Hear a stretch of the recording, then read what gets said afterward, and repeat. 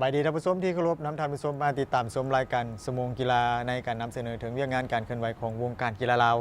มื้อนี้ทีมงานรายการสมงกีฬาเราจะนำท่านผู้ชมมาสนทนาแล้วก็เว้าถึงเรื่องงานการเคลื่อนไหวของสหพันธ์กีฬาเบสบอล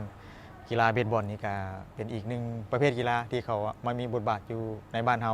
และมื้อนี้ให้เกียรติเข้าร่วมสนทนาในรายการก็เป็นทางท่านเจชังอุกรองประธานสหพันธ์กีฬาเบสบอลแห่งชาติที่จะมาร่วมสนทนาและก็เว้าถึงเรื่องงานการเคลื่อนไหวของสหพันธ์กีฬาเบสบอลเจ้าสบายดีสบายดีสบายดีสบายดีของสบายดีต้องว่า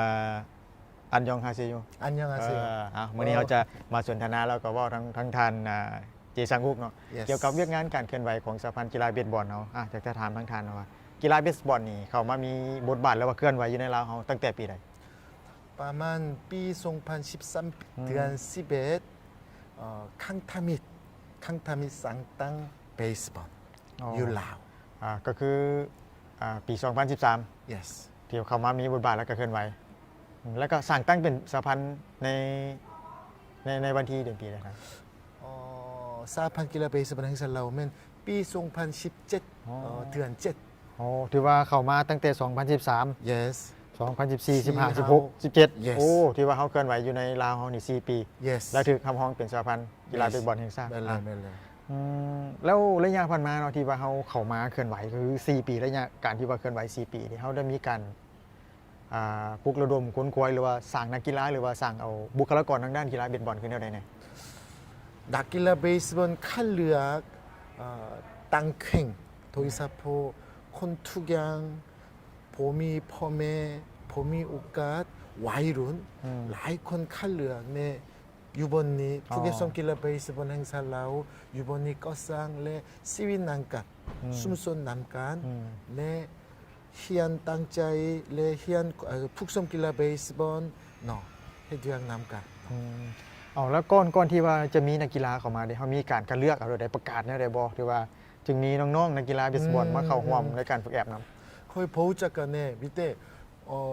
보호 위티 때와 띠땅 토하 레 땅캥 라이반 또 후자간노 미보 송하이네 레 티송은 위타냐라이 행사 사파위사 낙ศึกษา 사파위사 빠만 10송콘 후자간 또 캐치볼 남간 너 강타민 낙길라 베이스 ถือว่าระยะเบื้องต้นในการคัดเลือกนักกีฬาเลยมีความยุ่งยากหรือความลำบากด้วย yes เพราะว่าพวกเขาสนใจหลายๆแม่นอยากให้ชีวิตอุกันใหม่แม่นอยากให้เป็นคือความหวังและเพราะว่า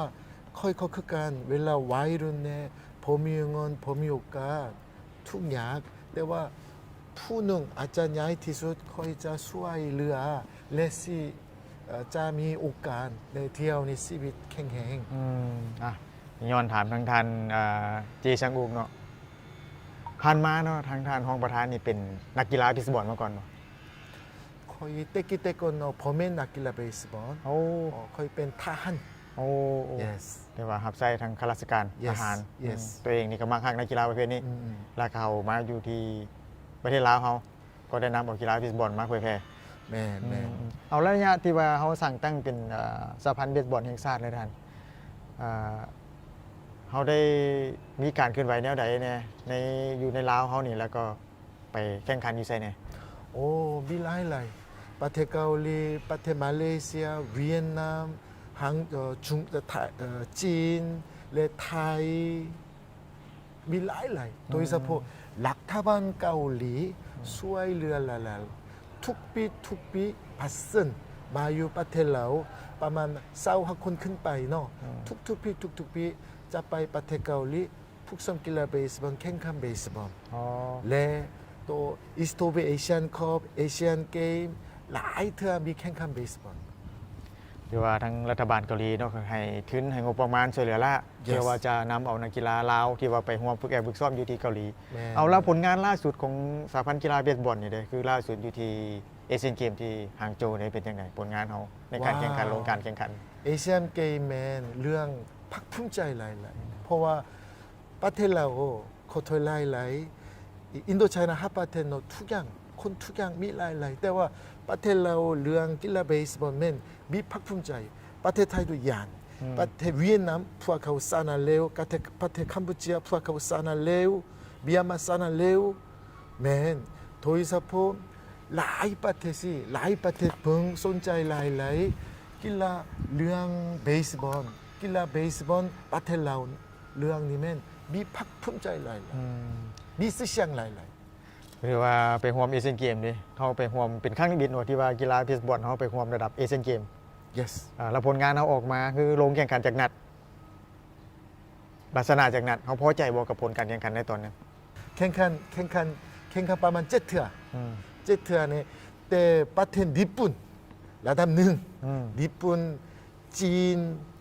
สิงคโปร์ฮ่องกง그다음에ไทยฟิลิปปินส์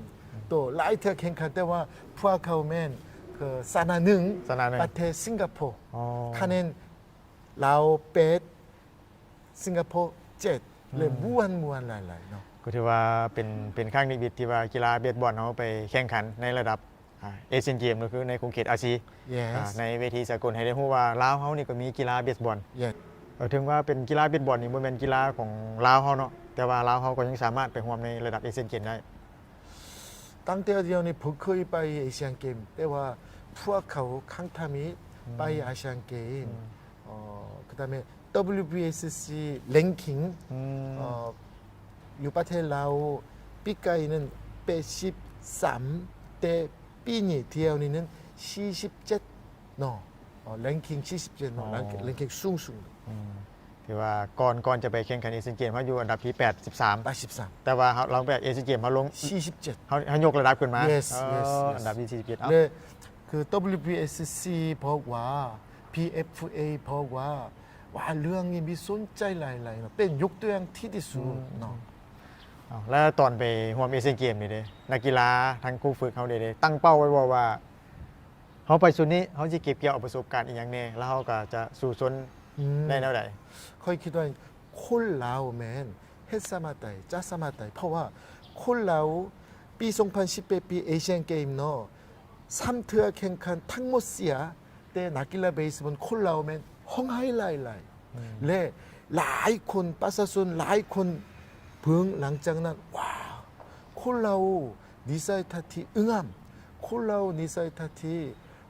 ความจริงเนาะและปีนี้ปีกายปี2023ปีแข่งขันอาเซียนเกมประเทศจีนเนาะเรื่องนี้มีภาคภูมิใจหลายๆ그리고โดยเฉพาะคนเราเฮ็ดสมาไตย้อนหยังเล่นไหวแม่นเล่นไหว ความสามัคคี yes ก็ถือว่าเป็นจุดหนึ่งที่ว่าทั้งสหพันธ์กีฬาเบสบอลได้ไปเอาน้ำนักกีฬาลาวเขาไปโซเนาะต้องกว่าไปโซต่อเวทีสากลถึงศักยภาพของนักกีฬาลาวเขาแล้วก็อยากว่าทางถามทั้งทันเจชงบุกเนาะหลังจากที่เขาไปเก็บเกี่ยวประสบการณ์ในเอเชียนเกมแล้วทิศทางในตัวหน้าเนี่ยทั้งสหพันธ์กีฬาเบสบอลเขาเนี่ยมีแผนพัฒนาเนี่ยไหน มีหลายปีนี้ East of Asian Cup กีฬาเบสบอลเนาะประเทศเราต้องไปที่ทรงปีหน้าซีเกมอยู่ไทยต้องไปเอเชียนเกมต้องไปซีเกมตัวทรงปีหน้าเนาะเอเชียนเกมอยู่ญี่ปุ่นซัปโปโรต้องไปและทุกปีประเทศไทยประเทศเกาหลีทรงประเทศร่วมกันแข่งขันมีหลายก็ถือว่าทิศทางในตัวหน้าเนาะมีหลายแผนการเคลื่อนไหวที่จะไปเคลื่อนไหวเราก็นำนักกีฬาเบสบอลเราไปเคลื่อนไหวแล้วโตกับแผนการทิศทางนี่เลยที่ว่าจะไปร่วมแข่งขันในทั้งสหพันธ์นี่เลยมีแผนจะไปคัดเลือกเฟ้นเอานักกีฬาแนวไหนเรามีแผนที่จะสร้างบุคลากรทางด้านกีฬาเรื่องกรรมการตัดสินอย่างต่างๆเนี่ย แม่โดยเฉพาะรัฐบาลเกาหลีสนใจหลายๆใจช่วยเหลืออย่างทุกมุโทรมาโดยเฉพาะสร้างสนามกีฬาเบสบอลพอมิกส่งอันมาจากเกาหลีช่วยเหลือที่ส่งนักกีฬาเบสบอลหลายคนเก่งหลายที่สุดคัดเลือกจะส่งไปประเทศเกาหลีในแข่งขันเกาหลีลีกนักกีฬาเบสบอลถือว่าจะคัดเอานักกีฬาลาว yes ที่ว่ามีความสามารถโดดเด่นจะไปสู่ในลีกของ yes ค่อยคิดว่าคือปีนี้เดือน11หรือเดือน12ครั้งทามิดคนเรานักกีฬาเนาะจะไปประเทศเกาหลีแข่งขันลีกเกาหลีเพื่อสมัครใจทานว่าที่จะ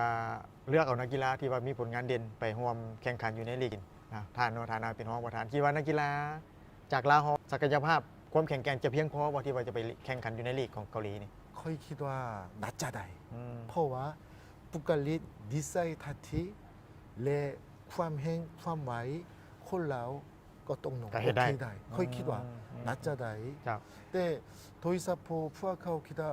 ทั่วประเทศเราวัยรุ่นมีหลายๆ อืม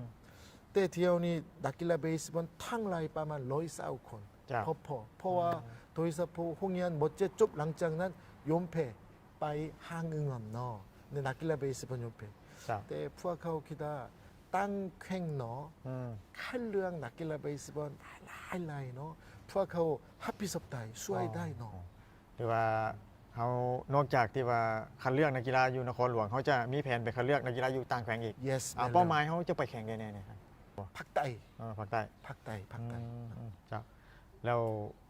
คือว่าได้ยินข่าวๆมาว่าเขามีการเกี่ยมที่ว่าจะเป็นห้องรับในการจัดการแข่งขันเป็นในระดับอาเซียนอาเซียนป่ะ East of Asian Cup ทุกปีอยู่ประเทศไทย แต่ว่าประเทศไทยจัดแข่งขัน East of Asian Cup ปีนี้พอได้ เพราะว่าปีหน้าจะตั้งซีเกมเนาะสนามกีฬาเบสบอลไทยเนาะซ้อมเป็นเนาะปีนี้พอได้และคือ PFA บอกว่าประเทศไทยบอกว่าประเทศเราจัดตั้ สาง มารถ East of Asian Cup ไทยบ่ ครับ โอเคได้แต่ว่าผมมีเงินช่วยได้บ่ เออ และ50กำลังจึงคิดเบิ่ง ถือว่าตอนนี้ก็เป็นอยู่ในระยะที่ว่าการปรึกษาหรือเพื่อว่าเกี่ยมแผนที่จะจัดการแข่งขัน yes ความเป็นไปได้ก็คือลาวเขาสามารถห้องรับได้สถานที่แข่งขัน แต่ว่าเรื่องแรงงบประมาณ แม่ประมาณ ยังบ่เพียงพอเนาะ yes เพราะว่าอีแข่งขันเบสบอลจัดตั้งอยู่ลาวความหมายว่าคนตัวสำคัญ ประเทศเราเป็นคนตัวสำคัญ เจ้า ไทยเวียดนามกัมพูชาเมียนมาแต่ศูนย์กลางอยู่ประเทศเรา เจ้า อยู่ประเทศเราเป็นตัวสำคัญสมัครได้เนาะ เจ้าเอาต่อกับเรื่องงานการเคลื่อนไหวของสหพันธ์กีฬาเบสบอลที่ว่ามีหลาย ๆ เหตุการณ์ที่จะเกิดขึ้นในตัวหน้าท่านมีอย่างบ่อยากจะฝากถึงบรรดาน้องๆที่ว่ามักฮักในกีฬาเบสบอลนี่ให้มาร่วมฝึกแอกฝึกซ้อมของเขาหรือว่าอยากจะฝากอย่างถึงผู้ให้การอุปถัมภ์เพื่อว่าจะมักกระตุกซึ่งยู่ให้กีฬาเบสบอลของเขานี่เฟื่องฟูขึ้นมาในวงการกีฬาลาว เคยคิดว่าต่างเตียเดียวนี่หลักทัพบ้านเราช่วยเหลือหลายเพราะว่ากระทรวงกีฬากระทรวงศึกษาและกีฬา ครับ ตัวห้องการระดับสูงกีฬาเนาะช่วยหลาย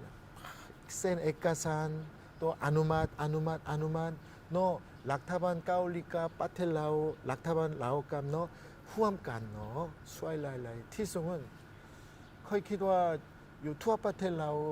นักกีฬาเบสบอลวัยรุ่นต้องมาหลายพวกเขาดินดีต้อนรับเนาะ ครับ และ100%ฮับพิซซับสมัครได้เนาะ ก็ถือว่านักกีฬาเขาละอยู่ในลาวเขาคือว่าตัวเลือกที่จะคัดเข้ามาในลายแล้วอยากจะฝากอย่างเพิ่มเติมบ่ถึงบริษัทห้างห้านให้มาร่วมกระตุกซึ่งยู่ของสหพันธ์เขา อันนี้มันคืออยู่ประเทศเราบริษัทเนาะมีสิ่งมีหลายแต่ว่าต้องสนใจเกี่ยวกับกีฬาเบสบอลเด้เพราะว่าตั้งแต่เดียวนี้คนเดียวฮับพิซซับเลยแต่เดียวนี้นั่นกีฬาเบสบอลอยู่เราใหญ่ขึ้นเนาะศูนย์รวมเนาะต่อไปนี่นั่นเบียร์เราตัวหมอเป๊ปซี่ตัวบริษัทใหญ่อยู่เรากับไปนำกันดีกว่าเนาะ เจ้าท่านผู้ชมก็ถือว่าเป็นรายละเอียดที่ทั้งท่านเจชังกุกเนาะรองประธานสหพันธ์กีฬาเบสบอลแห่งชาติลาวก็ได้เว้าถึงเรื่องงานการเคลื่อนไหวของสหพันธ์กีฬาเบสบอลตั้งแต่ที่ว่า 2013 ที่สหพันธ์กีฬาเบสบอลเขามามีบทบาทเคลื่อนไหวอยู่ในลาวแล้วก็จนถึง 2017 สหพันธ์กีฬาเบสบอลก็ได้ถูกห้องรับเป็นสหพันธ์กีฬาเบสบอลแห่งชาติหลังจากนั้นก็ได้มีการปลุกระดมควนควยสร้างเอานักกีฬาสร้างบุคลากรทางด้านกีฬาเบสบอลเป็นเรื่องกรรมการตัดสินอย่างต่างๆ แล้วก็ผลงานล่าสุดไปแข่งขันอยู่ที่เอเชียนเกมอยู่ฮางโจวที่โซลจีนถึงว่าผลงานโบเดนแต่ว่าก็เป็นข้างนิมิตที่สหพันธ์กีฬาเบสบอลได้ไปนำเอานักกีฬาลาวคนลาวไปแข่งขันอยู่ที่ระดับอาซีและทั้งหมดนั้นก็เป็นการสนทนากับทั้งท่านเจชงอุกรองประธานสหพันธ์กีฬาเบสบอลแห่งชาติลาวท ที่ว่าสละเวลาเข้าร่วมสนทนาในรายการแล้วก็ตอนท้ายนี้ก็ต้องขออวยพรให้ทั้งท่านอันเจช่างอุกเนาะแล้วก็ซีนำพาเวียงงานสหพันธ์กีฬาเบสบอลนี่ให้มีบทบาทแล้วก็เฟื่องฟูขึ้นมาในวงการกีฬาลาวจะขอบใจ ขอบใจดอ และตอนนี้เขาจะพักผ่อนก่อนจากเบอร์หนึ่งท่านผู้ชมระยะต่อไปติดตามชมระยะขอบสนามระยะขอบสนามมื้อนี้จะให้ท่านผู้ชมไปชมการฝึกแอมการฝึกซ้อมนักกีฬาเบสบอลที่ว่ามีการฝึกแอมการฝึกซ้อมคือเราใดอยู่ที่สนามกีฬาแห่งชาติหลักสิบหก เพื่อผันขยายมติคำสั่งและการจัดตั้งปฏิบัติตามแนวทางนโยบายเปลี่ยนแปลงใหม่ของพรรคการพัฒนาเศรษฐกิจสังคมและวันสำคัญต่างๆของชาติจะถูกควบรวมและนำเสนอในรายการล้มกันวันอาทิตย์ออกอากาศทางโทรภาพแห่งชาติลาวช่อง 3 HD ออกอากาศวันอาทิตย์เวลา 8:35 นาทีหาเวลา 9:05 นาที 12:40 นาทีหาเวลา 13:10 นาทีเวลา 19 โมงหาเวลา 19:30 นาทีและทานสามารถชมรายการย้อนหลังในทาง Facebook Page และช่อง YouTube โทรภาพแห่งชาติลาวช่อง 3 HD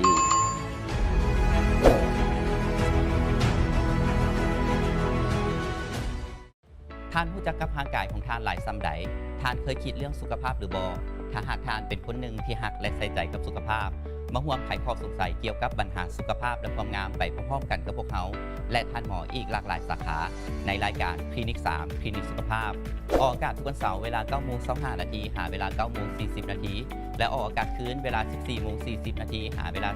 14:55 นาทีและเวลา 20:30 นาทีหาเวลา 20:45 นาทีทางโทรภาพแห่งชาติลาวช่อง 3 HD และท่านสามารถรับชมรายการย้อนหลังได้ทาง Facebook Page และช่อง YouTube โทรภาพแห่งชาติลาวช่อง 3 HD อย่าลืมกดปุ่มติดตามปุ่มถูกใจและปุ่มแจ้งเตือนเพื่อจะบริพลาดรายการตอนใหม่ๆที่พวกเขาผลิตออกมาปัญหาสุขภาพและความงามหาคำตอบได้ในรายการคลินิก 3 คลินิกสุขภาพ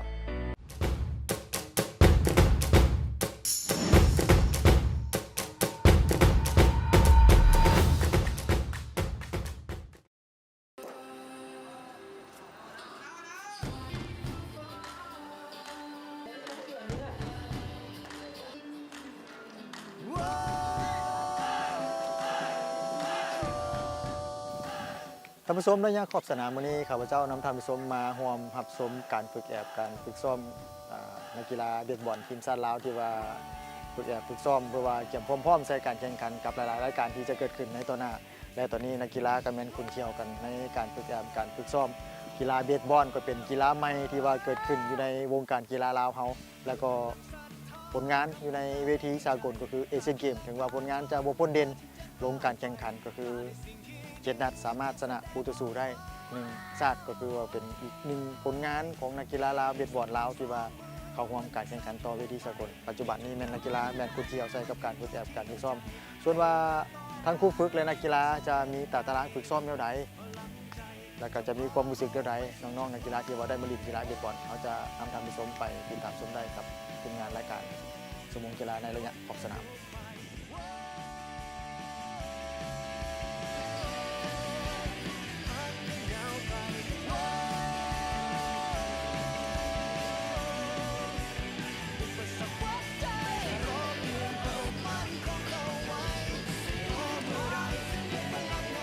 แล้วก็ข้าพเจ้าได้มาเล่นกีฬาของเบสบอลของเราวเฮานี้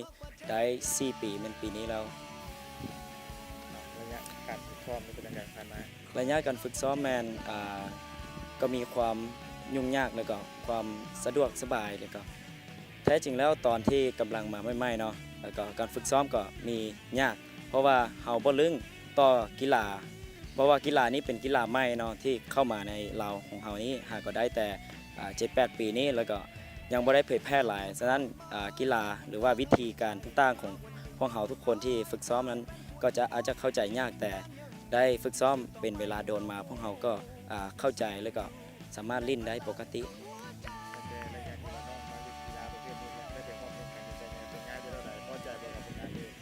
โดย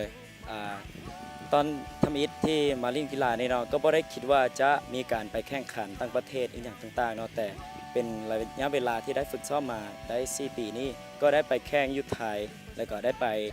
แข่งอยู่หางโจวประเทศจีนอาเซียนเกมเป็นครั้งทำอิฐของน้องตอนนั้นไปนำการก็คือรู้สึกว่าตื่นเต้นเพราะว่าเป็นประสบการณ์ใหม่ๆเนาะสำหรับ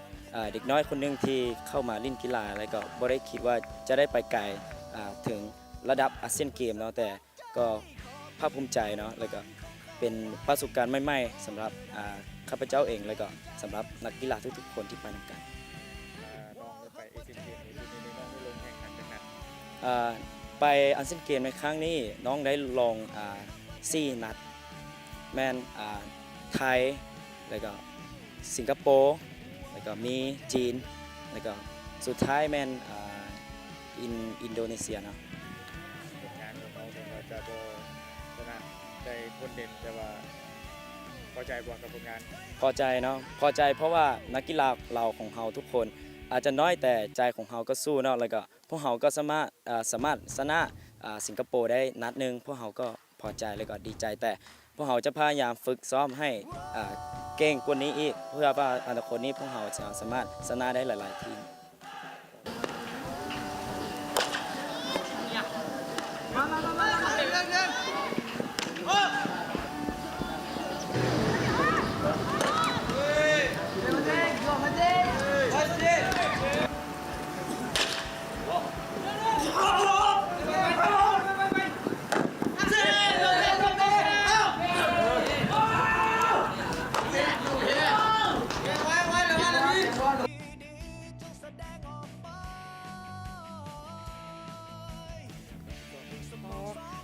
ก่อนอื่นขอสะดวกแมนทางเฮาได้มีเดินกีฬาหรือว่าอุปกรณ์ในการฝึกซ้อมเนาะก็สะดวกหลายขึ้นบ่ว่าจะเป็นอุปกรณ์กีฬาต่างๆไม้ตีบานหรือว่าถุงมือหับบานเนาะก็เป็นข้อสะดวกอย่างหนึงแล้วก็ข้ออย่างเงี้ยแมนส่วนหลายนักกีฬาจะเป็นทางนักศึกษาหรือว่านักเรียนเนาะเวลาการฝึกซ้อมจะบ่ตรงกันเจ้าระหว่างนักศึกษากับนักเรียนแล้วก็แมนเรื่องการกฎกติกาต่างๆเนาะไม่ว่าจะเป็นกฎกติกาทางการความยุ่งยากการสับสนเรื่องการเล่นการฝึกซ้อม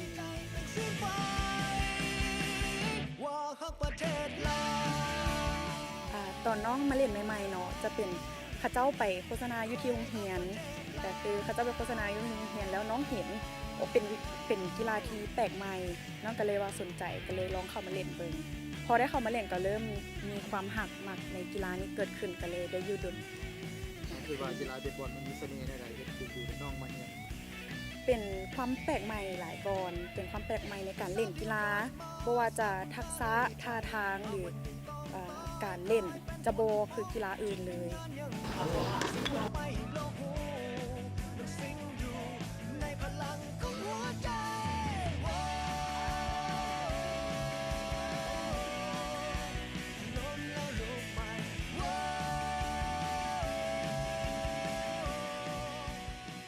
สำหรับตารางของพวกเขาแมนจันทร์หาซุกของพวกเขาจะแบ่งออกเป็น3ภาคคือจันทร์พุธศุกร์จันทร์พุธศุกร์นี่แมนเขาจะซ่อมเรื่องทักษะในความว่องไวแล้วก็ความแข็งแรงในการออกกำลังกายสำหรับอังคารกับพฤหัสของเขาแมนจะซ่อมตีช่วงตอนแรงสำหรับทีมชาติด้วยแล้ววันเสาร์วันอาทิตย์พวกเขาจะมาซ่อมยูเดินใหญ่เพราะว่าท่านเขามาซ่อมยูเดินใหญ่แล้วเขาจะเล่นยูเดินใดก็ยาเขาสิบ่ตื่นเต้นหลาย หรือว่าเขาอาทิตย์หนึงเขาก็ซ้อมปกติแต่ว่าเสาร์อาทิตย์เขามาซ้อมอยู่เดินใหญ่หลักสิบพวกเขาคือสนามกีฬา โดยแม่นละโดย แล้วระยะผ่านมาเนาะการฝึกซ้อมเนี่ยเขามีความสะดวกหรือว่าความยุ่งยากเท่าใด ข้อสะดวกก็คืออุปกรณ์ของพวกเพิ่นที่ว่าเพิ่นส่งมาให้เฮานี่ก็ค่อนข้างหลาย แล้วก็ด้วยว่าเป็นหมวกไม่ตีมักบานหรือว่าเดินในโฮมเดินนอกโฮมสิพวกเขาก็มีพร้อมแล้ว เวลาฝนตกบ่พวกเขาก็สามารถเข้าไปเล่นในเดินโฮมของพวกเขาแล้วข้อยุ่งยากก็คือบางคนเป็นนักกีฬาทีมชาติแล้วยังเรียนอยู่มหาวิทยาลัยต้องไปโรงเรียนบ่ค่อยมีเวลามาซ้อมด้วย ระยะผ่านมาเนาะกีฬาเบสบอลนี่ก็เป็นกีฬาที่ว่าใหม่กับวงการกีฬาลาวเขาไปร่วมแข่งขันอยู่แสนมาเนี่ยแล้วผลงานเป็นเท่าใดพอใจบ่กับผลงานที่แข่งได้ โดยครั้งนี้ถือว่าผลงานครั้งนี้ภูมิใจหลายที่ได้ไปประเทศจีนเมืองหางโจวโดยเพิ่งเป็นอาเซียนเกมแล้วพวกเขาก็แข่งใน7 นัดชนะหนึ่งก็ตามหลักเป้าหมายที่ว่าอยากชนะได้ประเทศใดประเทศหนึ่งขอคือประเทศชนะประเทศสิงคโปร์โดยแล้วเฮ็ดให้แรงกิ้งของพวกเขาขึ้นมาเป็นอันดับที่47ของโลกโดย แล้วก็ผ่าน ระยะการฝึกซ้อมนี่ได้เฮาในปี2024เฮามีแผนการที่ไปเคลื่อนไหวแข่งขันอยู่ไสบ่ โดยในแผนการของพ่อนี่แมนของพ่อจะไปเก็บตัวฝึกซ้อมอยู่ประเทศเกาหลีโดย แล้วก็หลังจากกลับมาแล้วพวกเขาจะก้าวเกี่ยมไปประเทศไทยบางกอกเพื่อไปแข่งเบสบอลไฟโดย เอาต่อครับแผนการเคลื่อนไหวนี่มีหยังบ่ที่อยากจะฝากถึงผู้ฝึกและนักกีฬาหรือว่าผู้ให้การอุปถัมภ์ต่างๆมาส่วนร่วมในการฝึกยูกีฬาเบสบอลลาว โดยก่อนอื่นก็ขอขอบใจผู้ที่สนับสนุนอุปกรณ์ หรือว่าสร้างเดินให้พวกเขาหรือว่าอุปกรณ์ต่างๆบ่จะเป็นชุดแคชเชอร์ถุงมือมักบานไม่ตีดพวกเขาขอบใจอะไร แล้วก็พวกเขาจะรักษาอุปกรณ์พวกนี้ให้ดีที่สุด แล้วก็ฝากถึงน้องๆหรือว่ารุ่นอายที่ว่าเล่นกีฬาเบสบอลหรือว่าสนใจในกีฬาของพวกเขานี่อยากให้เข้ามาเล่นน้ำกันหลายๆเพราะว่าพวกเขาเป็นกีฬาใหม่มีโอกาสหลายที่จะได้แข่งกับต่างประเทศหลายขึ้น โดยก็อยากจะชวนน้องๆหรือว่าไอ้ทุกคนที่ยังเป็นวัยรุ่นเนาะแล้วก็ให้ทุกคนมาเล่นกีฬานี้นำกัน แล้วก็พัฒนาไปนำกัน เพื่อว่าคนเราของเราทุกคนจะสามารถชนะประเทศอื่นได้ ไผที่ว่ามักฮักในกีฬาเนาะอยากให้เชิญชวนทุกคนเข้ามาเล่นกีฬาน้ำกัน ถึงจะเป็นกีฬาใหม่คนยังบ่ฮู้จักหลายในประเทศลาว แต่ก็อยากให้ทุกคนเข้ามาเป็นส่วนหนึ่งในทีมกีฬาของเราแล้วก็อยากให้ทุกคนมาเป็นครอบครัวเดียวกันกับทางกีฬาของเราแล้วก็อยากขอนำเสนอให้ทาง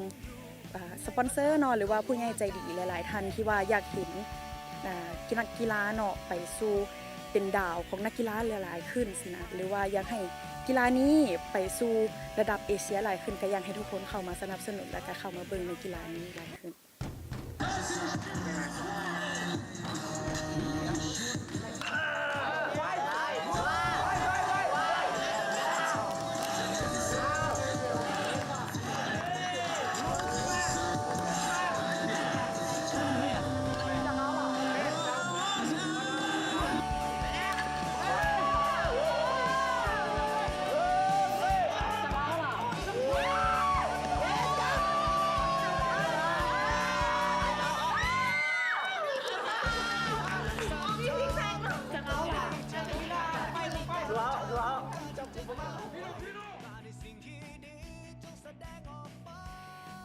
ท่านผู้ชมและทั้งหมดนั้นก็เป็นระยะขอบสนามในการนำเสนอถึงการฝึกการฝึกซ้อมของนักกีฬาเบสบอลทีมชาติลาวแล้วก็มีทั้งทีมชายที่ว่าเป็นทีมชาติแล้วก็เป็นทั้งทีมหญิงที่ว่ามาร่วมฝึกการฝึกซ้อมก็คือกีฬาเบสบอลมันก็เป็นกีฬาใหม่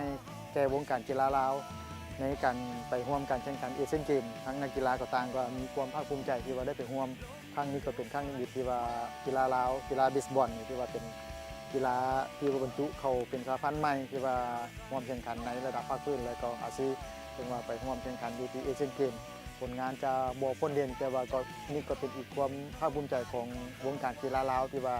ไปร่วมแข่งขันต่อเวทีสากลแต่ทั้งหมดนั้นก็แม่นระยะขอบสนามที่ข้าพเจ้ามานำเสนอถึงการฝึกการฝึกซ้อมของนักกีฬาเบสบอลทีมชาติลาวต่างก็มีความภาคภูมิใจและก็ดีใจที่ว่านักกีฬาได้มาร่วมเป็นส่วนหนึ่งในแก่วงการกีฬาลาวแต่ถ้าว่าภาคส่วนใดหน่วยงานใดอยากให้ข้าพเจ้าไปนำเสนอติดขอบสนามการฝึกการฝึกซ้อมกีฬาอยู่ไสแบบนี้ก็สามารถติดต่อมาทีมงานรายการสมงกีฬาได้มาเท่านี้เวลาของรายการก็หมดลงเพียงเท่านี้พบกันได้ใหม่ในโอกาสหน้าสำหรับมื้อนี้สบายดี